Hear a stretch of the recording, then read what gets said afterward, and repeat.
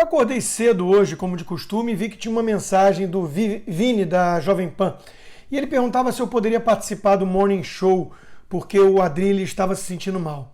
Quarta é um dia bem puxado para mim. Eu escrevo minha coluna diária da Gazeta, a coluna semanal da Revista Oeste, participo do Opinião no Ar como todos os dias e depois emendo no Pânico. E aí tem o 3 em 1 da própria Jovem Pan também, sem falar da live Tudo Consta no final do dia.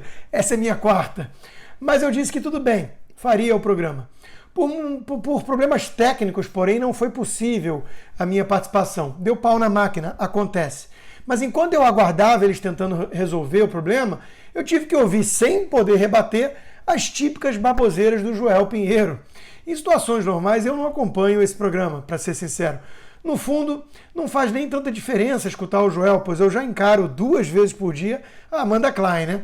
E eu passei a chamar essa oposição esquerdista ao governo Bolsonaro de Smiths, do Matrix, dada a semelhança entre todos eles. São indistinguíveis, pois só repetem os mesmos clichês.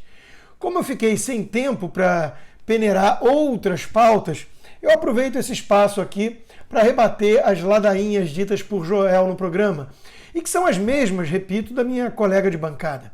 O tema era a fala de Bolsonaro sobre a questão do TCU, e ambos aproveitaram para repetir que o presidente é uma máquina de fake news, irresponsável e blá blá blá. Será?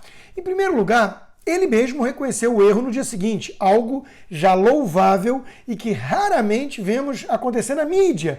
Essa sim, talvez a maior máquina de mentiras que eu já vi. Em segundo lugar, parece haver um relatório, ainda que não oficial, de um auditor da TCU, ou seja, não era algo tirado do nada. Mas eis o que realmente importa para o debate aqui. Há motivos para se desconfiar dos números que seriam supernotificados? Sim, o mecanismo de incentivos é perverso, e isso o próprio TCU reconheceu oficialmente. Prefeitos e governadores que inflassem a quantidade de mortes receberiam mais recursos federais, hospitais idem. No mais, todos conhecemos casos isolados, as evidências anedóticas. Não é a prova científica, sem dúvida, mas acende um alerta. Muita gente teve a causa da morte colocada na Covid e os parentes discordavam. Definir uma causa-morte não é trivial. Existe espaço para dúvidas legítimas. Afinal, morre-se de mais de um fator isolado, muitas vezes. E aqui entra o X da questão. Muita gente que morreu com Covid passou a fazer parte da narrativa daqueles que se morrem de Covid, né, de Covid. Mas existe uma diferença.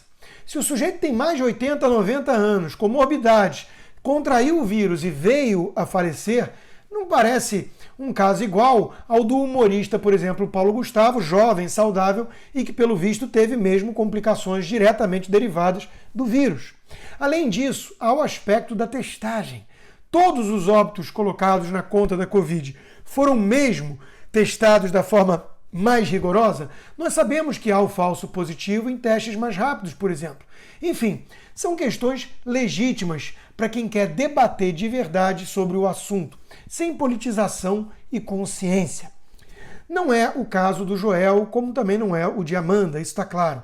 Ambos só pensam em detonar o presidente para fazer uma oposição por oposição, movidos por ideologia ou outra coisa qualquer que não a busca pela verdade.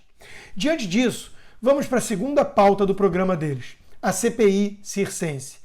Como podem levar a sério Renan Calheiros, gente? Aliás, faço aqui um elo com a primeira pauta. Renan trocou o seu nome pela suposta quantidade de mortes causadas pelo vírus chinês, o que já demonstra a demagogia e o sensacionalismo barato dessa turma. É tudo para jogar para a plateia com fins eleitorais. Ou alguém vai defender a sério que Renan Calheiros está realmente preocupado com cada vida perdida na pandemia. Boa sorte! A demonização da Copa América talvez tenha sido o ápice da hipocrisia nesse show de canalices. Só porque dá para condenar uma decisão do presidente é que falam em Copa da Morte, enquanto outros jogos acontecem normalmente no país. Acusam Bolsonaro de negligência criminosa por ter diminuído os riscos da pandemia, ignorando que a Argentina, com um presidente lulista que adotou o lockdown e foi elogiado por nossa esquerda e mídia por seguir a ciência, coleta números tão ruins em termos de morte por habitante e muito piores em economia. O Uruguai vacinou muito mais, e até porque é muito menor, e tem tido mais morte per capita na média móvel recente. Fatos que incomodam e por isso são deixados de lado.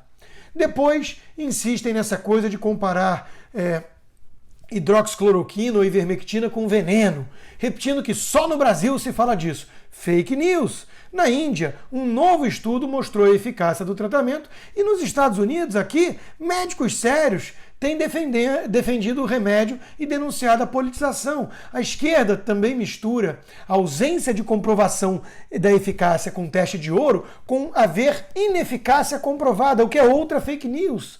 Vários remédios que são usados aí em doenças cardiovasculares, por exemplo, não passam no teste de ouro exigido para a questão da hidroxicloroquina. É pura politicagem. Por fim, essa gente mostra-se indignada com o ministro Queiroga por não agir como um censor do presidente, como se tivesse que dar uma bronca no filho rebelde, ignorando que o ministro não é o chefe, sim o contrário. Eles não aceitam que o presidente é quem tem autonomia para montar a sua equipe. Ele foi eleito para isso. É que o presidente é Bolsonaro. E essa turma ainda não aceitou o resultado das urnas. Eis a verdade. Infelizmente, não existe ainda vacina para hipocrisia. E quem vem politizando essa pandemia de olho nas eleições é exatamente um hipócrita. Mas o público fora da bolha está percebendo e está cansado de tantos clichês repetitivos.